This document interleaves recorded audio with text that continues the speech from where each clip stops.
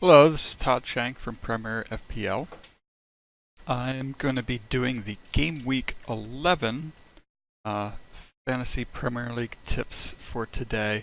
I'm going to try to keep this one short and just going to I think I'm going to cover 9 tips for this week with 9 different players to target. I'm going to go through each position, choosing 3 players from each position, targeting the low, middle, and high as far as price point goes for them. Starting out, I do want to promote my blog. I don't update it very frequently, but do try to keep up my fixtures rankings. So I do still have the Game Week 10 fixtures difficulty ranking here. If I have time later today, I'm going to try to go back in and update it for Game Week 11, but I don't think a whole lot is going to change as far as especially not for any of my tips or anything.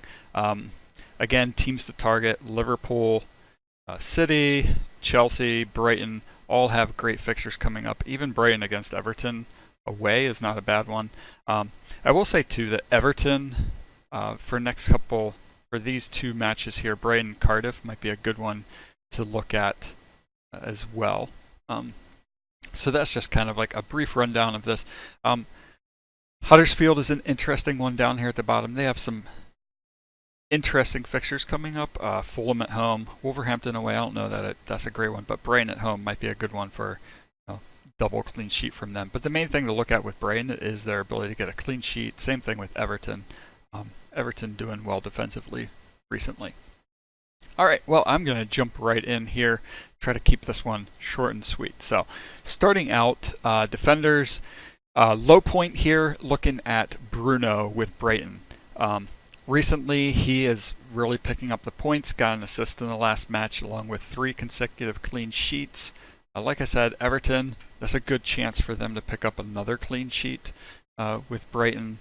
It is an away match, so a little bit more difficult there, but the main reason I'm picking Bruno over any of the other Brighton defenders, even though I do have Duffy in my own team, is his price point is 4.4 and he is playing on the wing, so he does have that chance to get more assists, to get more chances for the bonus points as well. I know in their last match he ended up with 62 touches, 42 passes, and 80% passing accuracy, so definitely a good one to look at, and like I said, their fixtures are looking good coming up. All right, next up we have Antonio Rudiger from Chelsea. Chelsea is another team that has a set of fixtures that look real good. Again, only a match that he's come off early. He ended up still playing the 68 minutes. He's one that is a bit of an attacking threat as far as goals scored and assists here, but their clean sheet potential is definitely high. Facing Crystal Palace at home, Everton at home. The only difficult one is Tottenham, and even that one, I don't know that.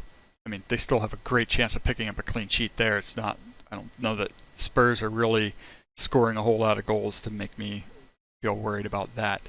But yeah, Rudiger is one that clean sheet potential as well as the ability to score goals, get an assist as well. All right, the last one here for defenders is that 6.4 Benjamin Mendy. I had my team to start when he picked up that injury was when I ended up dropping him. And since then, he's basically picked up right where he left off. I am going to try to make some plans to get him in as soon as I can. I don't know that I can necessarily swap him in this week unless I dropped either Robertson or Alonso, so I don't know that I'm really ready to do that. But the primary reason for picking Mendy is his ability to get points in the attacking third. Already has 6 assists this season, has 4 clean sheets as well, and yeah, definitely a point scoring machine when it comes to defenders. So yeah, that's why I'm going with him. All right, moving on to midfield. Riyad Mahrez is I actually started out here. We're going to go with high to low for midfielders here. Yeah, high point here, Riyad Mahrez.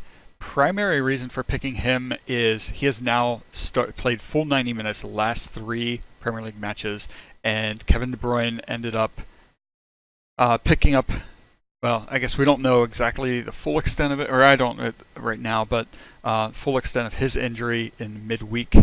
I guess that was actually yesterday. So definitely a good chance that Mahrez is going to play again.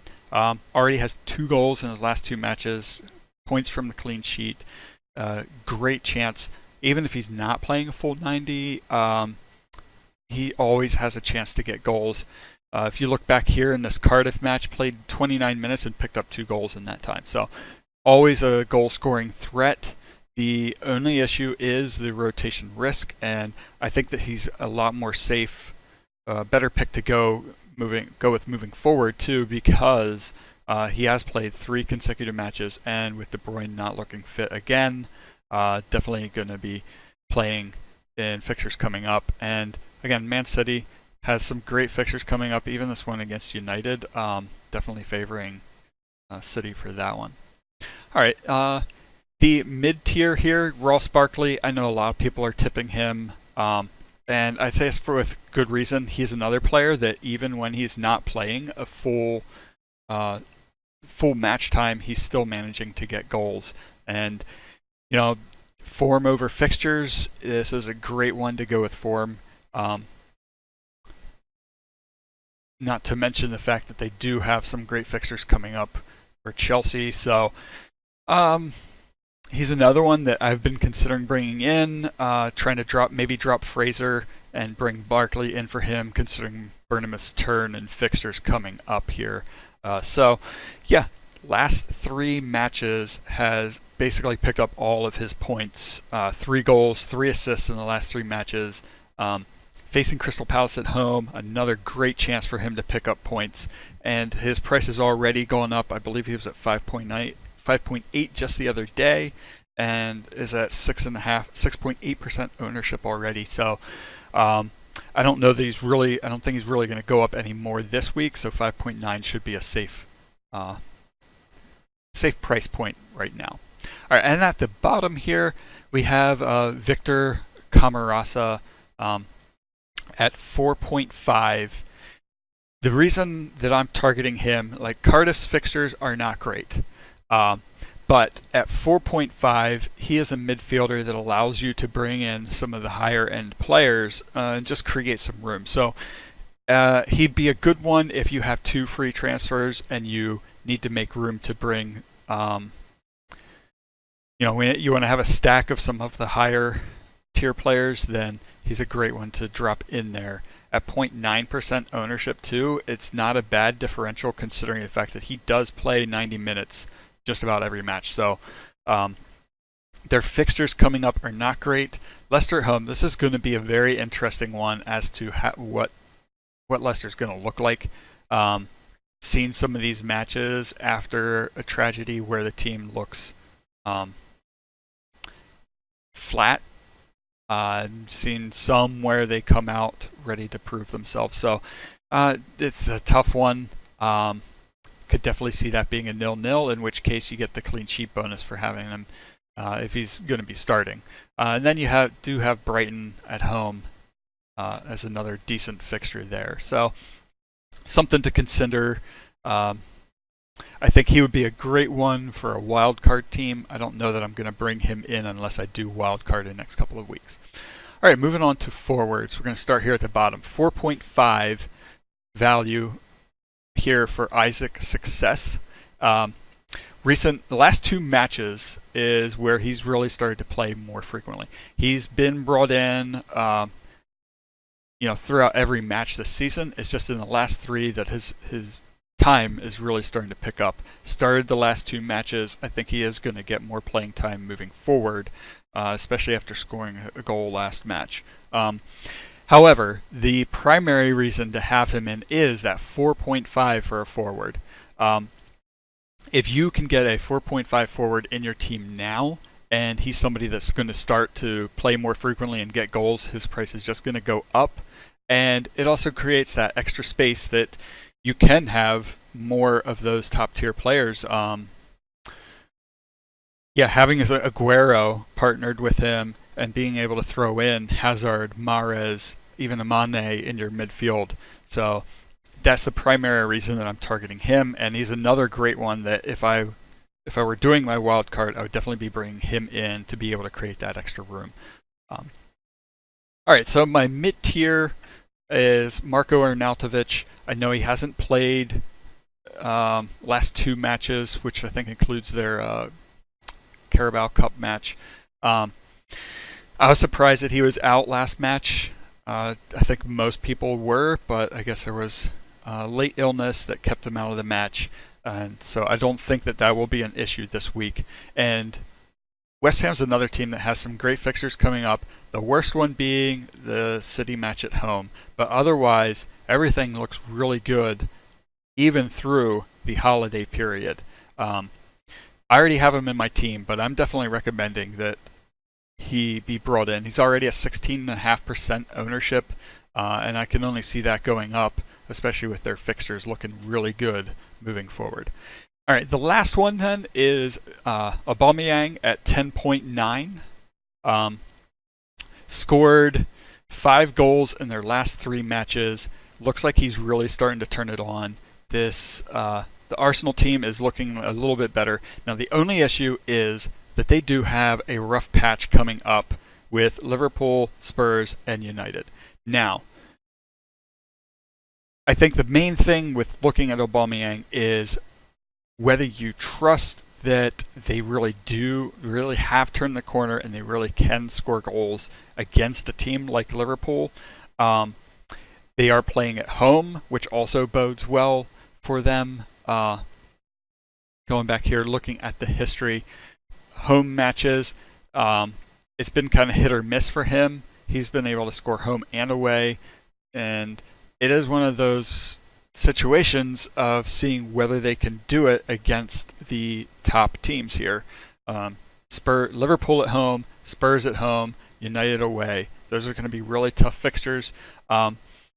So I threw him in here because of his recent form, and with kind of trusting that they did turn the corner and that they are a team that can score goals even against the top clubs.